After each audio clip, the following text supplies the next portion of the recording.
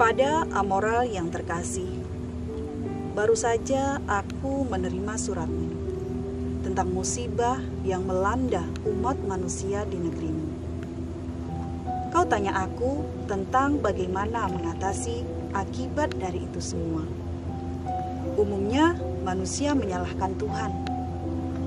Padahal menurutmu ini bencana alam bergeser dari taksirnya menuju takdir yang baru dalam kurun ruang dan waktu. Kalau boleh ku jawab, bisa saja itu. Kalau menurut keyakinanmu begitu. Tapi bolehkah aku bertanya satu hal saja? Manakah yang lebih dulu ada? Tuhan atau alam? Kau tak pernah menjawab dalam surat-suratmu kepadaku pertanyaanku itu. Malah kau bertanya tentang fenomena alam yang logis atau tidak. Itu akal dalam takdir kita sebagai makhluk Tuhan. Selalu kau bertanya tentang alam dan Tuhan.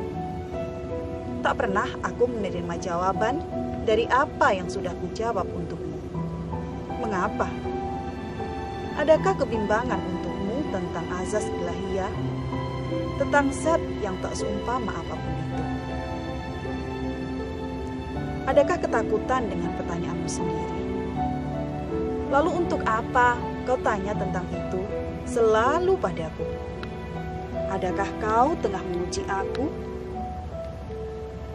Kalau boleh kujelaskan, aku tak pernah meragukan apapun atau bertanya apapun tentang Tuhan. Karena hal itu bukan soal yang harus diperdebatkan. Bukan hal yang harus menghambat kreativitas dan daya hidup kita sebagai makhluk hidup. Menurutku, perlu ulang lagi jawabanku. Tuhan bagiku adalah teman kreatif dialogis tunggal, beruang di kosmos jiwa, menyejukkan, mencintai, mengasihi, mencitrai hidup kita awal hingga akhir hayat di kandung badan. Tak secercah pun kubiarkan cahaya gelap mengganggu terangnya pelita, selalu pemberi harapan.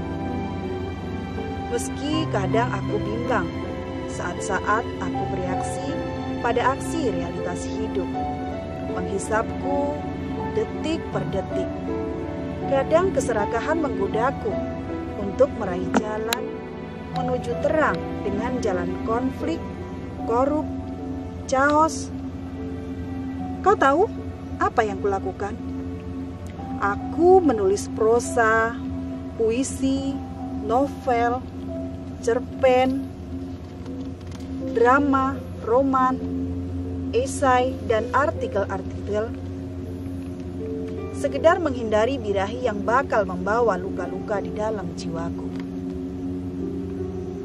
My dear Amoral, aku tahu kau penuh dengan rencana. Itu ihwal dari inti kebaikan kalau memang kau ingin sekali berubah menuju kebaikan yang kau maksud di surat-suratmu yang lalu padaku. Bagaimana membangun upaya-upaya itu? Lalu pernah ku bilang padamu, jadilah inti sejati akal sehatmu.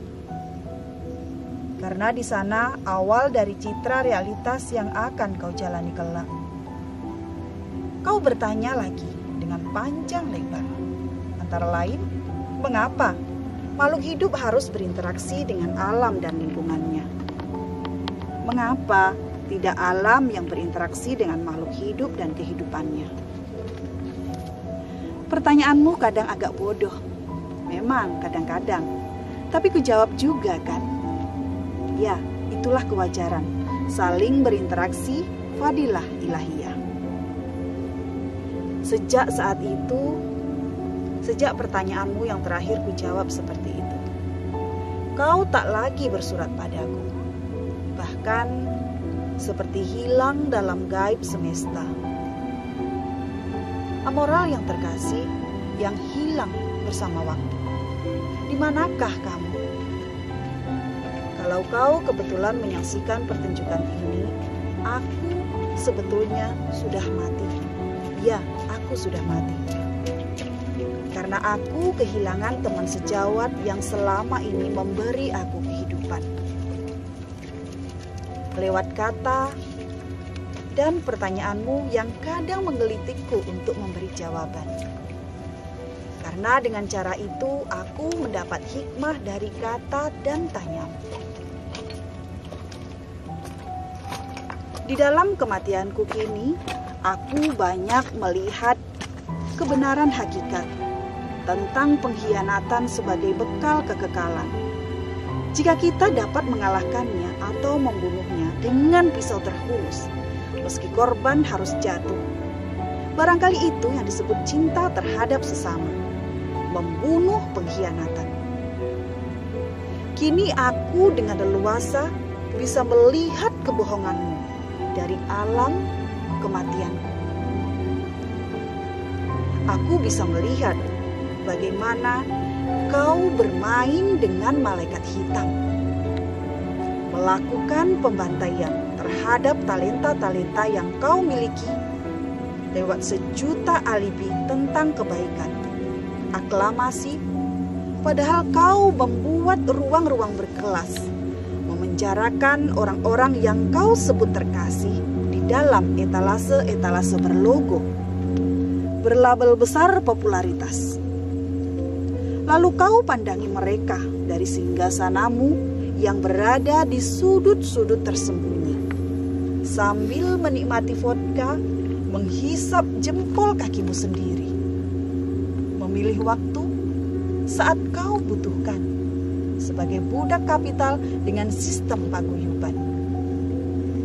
Lalu kau bergoyang di atas dolar-dolarmu sambil menghitung profit dari ekstase, akses promo aksi dalam sistem dan penjualan format eksistensi kreatif, mengatasnamakan kebudayaan, pemberdayaan, penyelarasan dogma-dogma sosiologis, antropologis, psikologis, plagiasis, narsisus, narasi hipokrisi, akal bulus yang dicangkokkan dalam ramuan kepedihan.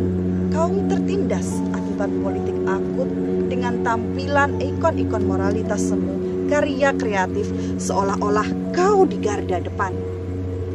Celaka betul, sebuah akrobat dari pesulap, babi menjadi burung merpati sebagai simbol cinta. Yang serakah, cinta kau tiupkan lewat penalaran aktivitas akting yang kau masalkan. Menghipnotis kesadaran, beruang menuju perbudakan. Ketika cinta saja ternyata tidak cukup manipulatif, simbolik dari akal hitammu dalam rangka menggalang humanisasi menjadi dehumanisasi menuju sistem robotik yang gigantik. Kau akronimkan menjadi paguyuban. Misalnya, itulah psikologi awal dari permasalahan perbudakan kreatif.